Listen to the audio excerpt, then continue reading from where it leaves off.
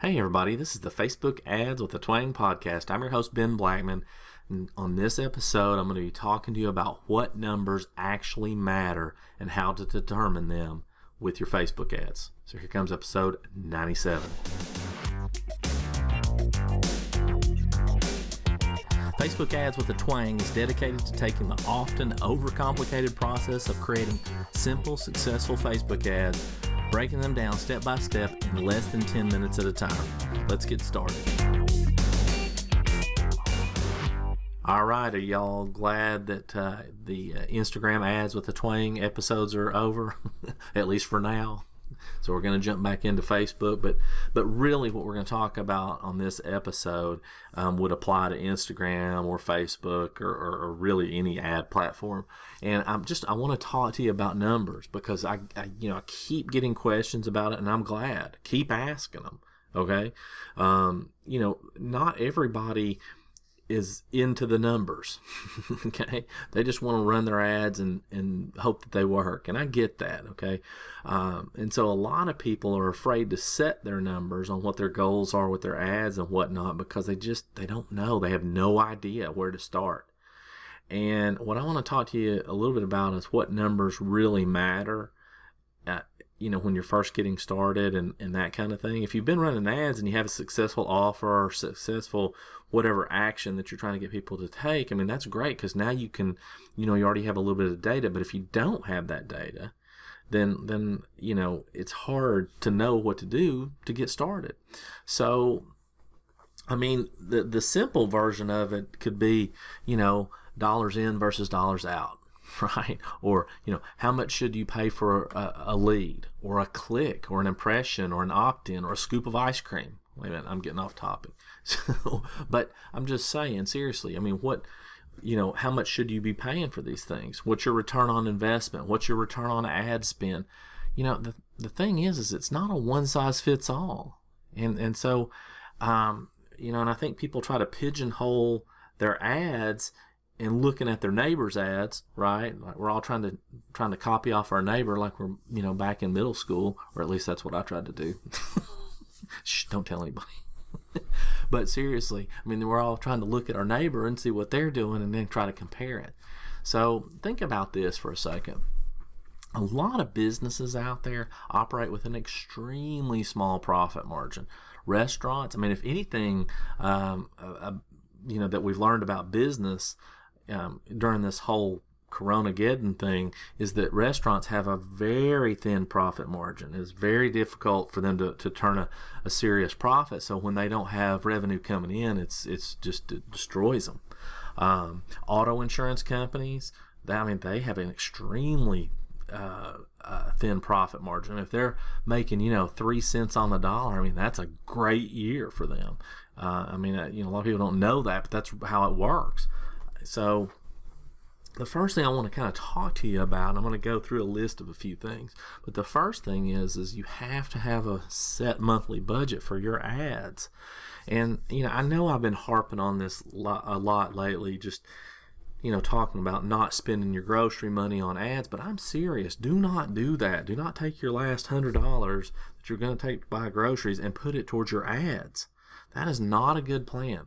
Keep that, or keep a portion of that, and then put it towards your ads for the next month. And if you have enough, run it then, or put it towards the next month and keep building it up until you can run them. Because if you're expecting your ads to save you, you're probably going to be disappointed. It doesn't work like that. Spend more focused time on your organic traffic and then grow into ads. That would be a better plan.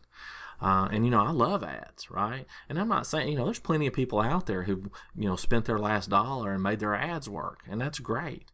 I just don't think that's a good plan for most people. Now, second, don't try to compare and stop trying to compare your business to somebody else's. There's just too many variables out there that you don't know.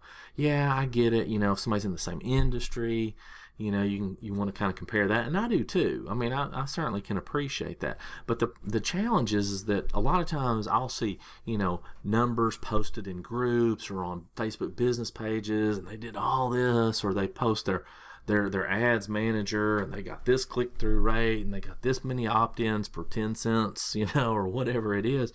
But you don't know the whole story there. That's the problem. So then you're taking that number where you didn't get the full context, and then you're throwing it out there and saying, okay, I'm going to use those numbers, right? And so, that's another thing that Coronageddon's done for us, is that, without having context, it's hard to understand what's really going on, right? I mean, we're going by what somebody else is telling us. And so the same thing with this, you don't, we have to have that context there. So the third thing is you want to define what your goal is. What is your goal? Are you trying to get more people on your email list, right? Maybe you're trying to get more sales to your introductory $25 offer or whatever that is, or maybe you're trying to get people into your $2,500 program. I mean, more video views, more followers. What's the goal? You have to know what your goal is before you ever start running the ad, because if you don't know that, then the numbers don't really matter. And so now fourth, you're going to set the benchmark. You want to take your budget and determine how many results you'd like to get for what you're going to spend. How many opt-ins, or how many video views, or how many sales, or whatever it is. And the most important thing is you have to figure out what's the most you're willing to spend to get that result, right? Are you willing to spend $10 an opt-in? 20? I mean, what's the number? Okay, I mean, that's what you have to get to make it work. You have to know that. And if you don't know what that is, you're going to have to set a number anyway, right? And business and Facebook ads, I mean, it's very fluid. It's not a static thing all the time. You'll get to a point where you'll know, okay? You'll be able to set different benchmarks. But if you haven't been running ads, or you've been running very few ads, you may not have your benchmarks set just yet. You may not have enough data for that. So you're going to have to set some numbers. And that's what we do as business owners. And if you're a coach or a solopreneur, you own a landscaping business, I mean, it doesn't really matter. You are a business owner, and this is your job. You have to set these numbers. That's part of being in business, right? You have to define that. And so once you do that, so let's just say it's you want opt-ins for $5, right? You say I have to have an opt-in for $5. That's your goal.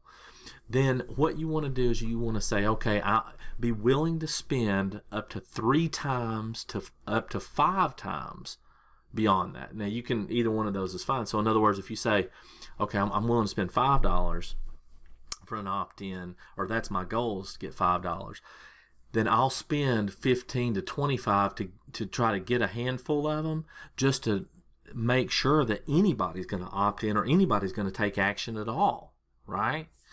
And so then you got to watch your ads. If you go over that number, then you cut them off, right? And you do something different. You change your targeting, you change your ad, whatever it is.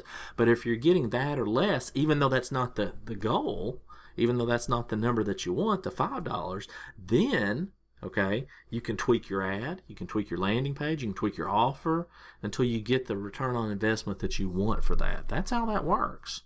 Okay, so let's just say, just to kind of make it easy, let's say, what if it's for a lead magnet? Well, you have to establish what a lead is worth to you. Okay, a good quality lead, not some old crappy lead. What's a good quality lead worth to you?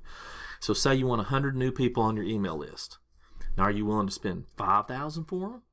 I mean, are you willing to do that? Or are you willing to spend $1,000, $500, $100? I mean, what's the number? You have to define that. Once you have a budget established, then you know what you can spend to reach your goal, right? That's how that works. So what if you don't reach your goal? That's okay. That's okay. Then you have data, and now you can make the right adjustments. That's what you do. This is how this works, right? We're not trying to hit a bunch of home runs. We're trying to hit a bunch of singles, if you know baseball, right? So if you're looking for, clear, concise answers up front and everything, then don't run ads, because you're not going to have those up front. You have to define what you're willing to accept and what's going to work for you. It doesn't mean it can't change, okay? But you have to define it up front so that you're not just going in and having some arbitrary number come back and then saying, oh, this is working or this isn't, right? We don't do spray and pray.